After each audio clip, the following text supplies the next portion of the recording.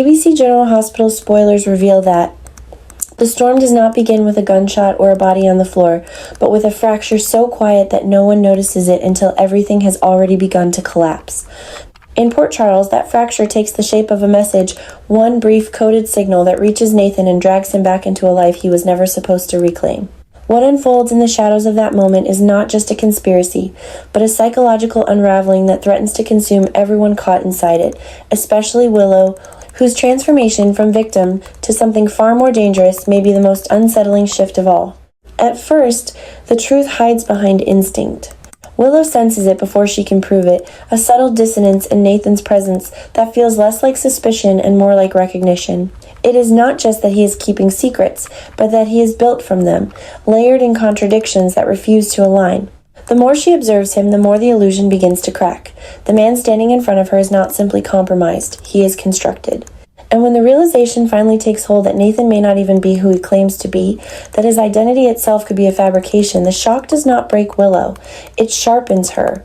Because Willow is no longer in a position where truth offers salvation. Truth is currency, and she has spent too long being used to recognize its value now. What she discovers about Nathan does not push her to expose him. It gives her leverage. And in a world where Sidwell controls loyalty through fear and silence, leverage is the only form of power that still exists. Sidwell's grip over Port Charles has never been more suffocating, but it is his subtle miscalculation that begins to shift the balance. He believes Willow is contained, that fear will keep her obedient, that her moral compass, once so unshakable, can be relied upon to restrain her. What he fails to understand is that pressure does not always break a person. Sometimes it reshapes them.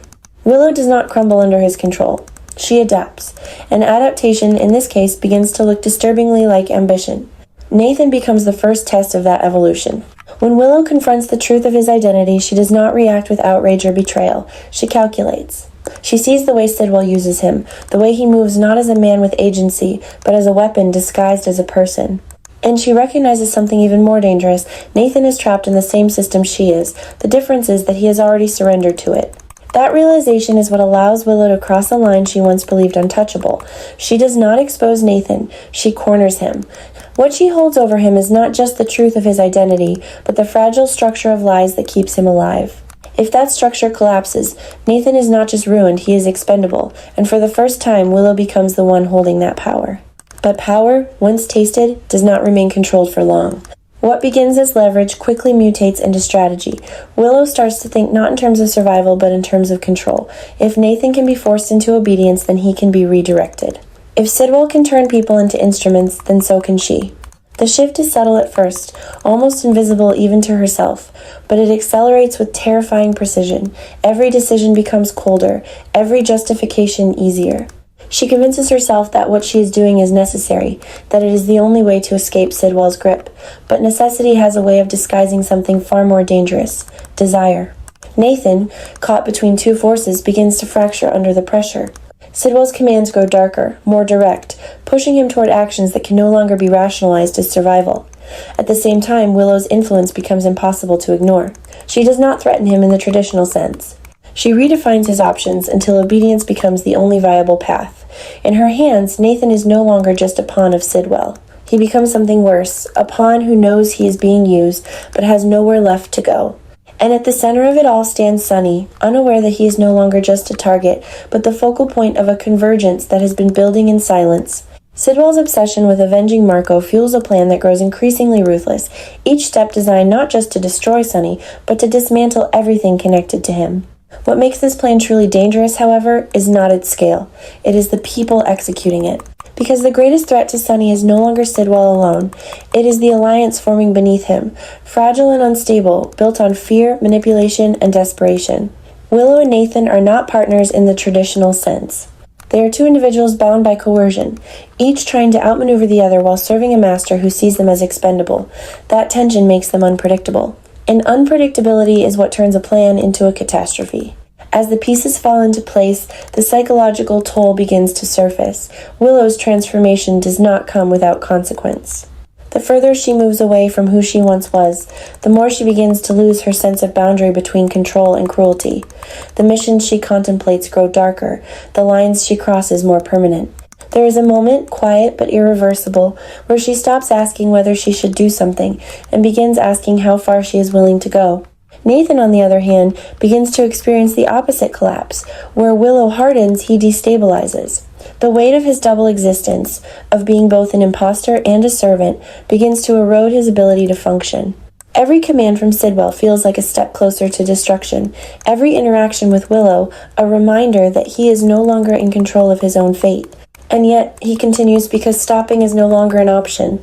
What emerges from this convergence is not just a plan against Sunny, but a slow-burning disaster that threatens to consume all three of them.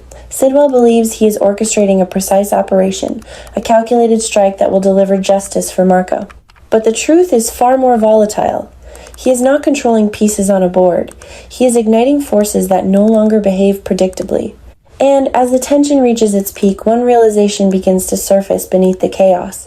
The most dangerous part of this story is not the conspiracy, not the revenge, not even the violence waiting to unfold.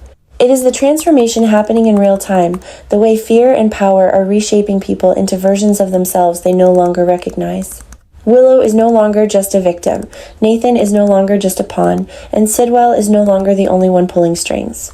In Port Charles, the game has changed, and the most terrifying question is no longer who will fall, but who will survive what they are becoming. Port Charles never falls apart all at once. It rots from the inside, one secret at a time, one lie pressed so deeply into the foundation that no one notices the damage until the whole city begins to shake.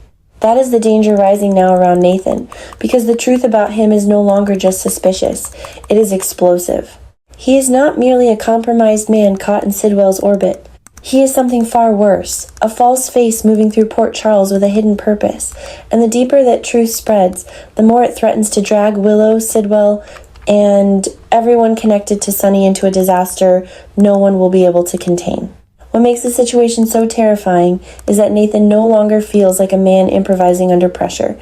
He feels trained, directed, almost sharpened by some invisible force standing behind him. Sidwell may appear to be the one issuing orders, but the atmosphere around Nathan suggests that someone else is calculating further ahead, someone colder and more patient, someone who understands that destroying Sunny is not just about revenge for Marco. It is about destabilizing the entire structure around him. If Sunny falls, the shockwave hits everyone. Jason is forced into action. Carly becomes more reckless. Dante starts questioning old assumptions. Lulu is pulled into fear and suspicion. Port Charles does not merely witness a crime, it begins to turn on itself. Willow senses that shift before she fully understands it. At first, her fear is simple. She knows Sidwell is dangerous, and she knows Nathan is hiding something. But fear soon gives way to a darker awareness. The more she watches Nathan, the more she realizes he is not just lying about pieces of his life. His entire identity feels unstable, as though the man people are looking at is only a carefully maintained cover. That discovery should make Willow run, but instead it changes her. She has been pushed, cornered, humiliated, and manipulated for too long. Now, for the first time, she finds something she can use. That is where the moral collapse begins. Willow does not expose Nathan. She studies him. She realizes that if he is an impostor, then he is vulnerable in a way even Sidwell may not fully control. The truth about Nathan becomes leverage, and leverage becomes temptation. What begins as self-protection slowly transforms into strategy. Willow starts telling herself that if everyone around her is using fear as a weapon, then she has no choice but to fight in the same language. She stops thinking only about survival and starts thinking about control. That is the most dangerous turn in her story, because Willow is no longer just reacting to darkness. She is learning how to shape it. At the same time, Nathan is unraveling in the opposite direction. The more disciplined he seems on the surface, the more panic is building underneath. Sidwell pushes him harder, assigning darker tasks, tightening the leash with the obsession of a man who wants Sunny destroyed and Marco avenged at any cost. But Nathan is also beginning to understand that he is disposable. He is useful only as long as he obeys, only as long as he remains effective, only as long as the secrets he carries do not become more dangerous than his loyalty. That realization poisons everything. It makes him more desperate, more brittle, and easier to manipulate. Willow sees that too. She begins to understand that Nathan is trapped between two fears, exposure and execution. If she reveals what she knows, his world ends. If Sidwell decides he has failed, his world ends another way. That balance gives Willow power, and once she feels it, she cannot easily let it go. She starts testing how far she can push him, how much pressure he can take, how much she can force him to do, while convincing herself that she is only protecting her own life. But every step she takes in that direction changes her. She becomes colder, more deliberate, less shocked by her own thoughts. The woman who once would have recoiled from manipulation now begins to see it as the only tool left to her. That psychological shift is what makes the entire situation spiral. Sidwell believes he controls both Nathan and Willow through fear, but fear is no longer producing obedience in the old way. It is producing adaptation. Willow is becoming more calculating. Nathan is becoming more unstable. And the person behind Nathan, whoever that hidden force may be, appears to be using the chaos to widen the cracks. Suddenly, every order from Sidwell feels like part of a larger trap. Every mission assigned to Nathan feels like a setup that could later be pinned on him. Every silence demanded from Willow feels less like containment and more like preparation for something catastrophic. The target remains Sunny, but the method is becoming much more poisonous than a direct strike. This is not just about killing a man or framing him. It is about destroying trust around him. Rumors begin spreading, old suspicions resurface, conflicting stories about Marco's death start to circulate. Quiet whispers about corruption and betrayal creep through Port Charles. The city grows tense because people can feel that something is wrong even if they cannot yet name it. Families begin asking the wrong questions. Allies begin guarding themselves. Public calm starts hiding private paranoia. That is exactly what makes this plan so effective.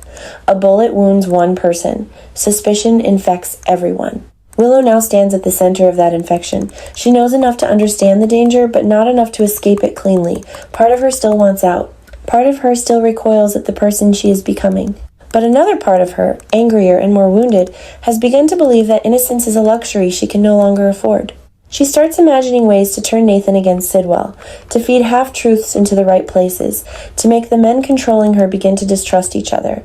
It is a brilliant instinct, but also a terrifying one, because it proves how far she has drifted from the moral certainty she once had. She's no longer simply trying to survive evil. She is learning how to redistribute it. Nathan feels the threat in her almost immediately. He knows she sees too much. He knows her silence is no longer passive. And because he is already half broken by the demands placed on him, Willow's growing control only drives him closer to collapse. He wants to stay alive. He wants to stay hidden. He wants to remain useful enough to avoid being discarded. But each of those goals now collides with the others. The more he obeys Sidwell, the more exposed he becomes to Willow. The more he tries to contain Willow, the more likely he is to make a mistake that Sidwell will punish. He is trapped in a tightening circle with no safe move left. Sidwell, blinded by rage, fails to understand how unstable his own operation has become. His fixation on revenge for Marco makes him harsher, more reckless, less patient. He still believes control can be maintained through intimidation, but intimidation is now creating resistance rather than submission. Willow is no longer frightened in the same way. Nathan is no longer loyal in the same way. Even Sidwell's victories begin to look fragile because they rely on people who are already cracking under the weight of their roles. And that is how Port Charles starts moving toward panic, not through one grand revelation, but through a chain reaction, a hidden identity, a blackmail threat, a coerced mission, a rumor placed in the wrong ear, a frightened man making the wrong choice at the wrong time, a woman deciding that if she must live in darkness, she will at least stop being powerless inside it. Each piece on its own seems manageable. Together, they form a crisis that can spread through the entire city. Sunny becomes the emotional center of that coming explosion, even if he does not yet see the full shape of it. The people targeting him are not united by trust, only by pressure and obsession. That makes them even more dangerous. Sidwell wants vengeance. Nathan wants survival. Willow wants control, or perhaps freedom disguised as control. Their interests overlap just enough to create movement, but not enough to create stability. So every step forward carries the risk of betrayal. Every plan hides another plan underneath it. Every alliance is temporary. That is why this story feels less like a normal conspiracy and more like a collective descent. Nathan is not simply a liar. He is a manufactured danger. Sidwell is not simply a mastermind. He is a man losing control of the weapons he forged. Willow is not simply a victim. She is becoming something sharper, darker, and harder to predict. And Port Charles, with all its old wounds and buried grudges, is the perfect place for that darkness to spread.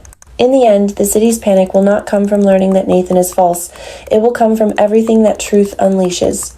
Once people realize that hidden hands have been moving inside their lives, once trust begins to collapse, once Willow decides how far she is willing to go, and Nathan realizes how close he is to being sacrificed, Poor Charles will not just face a scandal. It will face a psychological war. And by then, the most haunting question will no longer be who started it. It will be who is still human when it ends.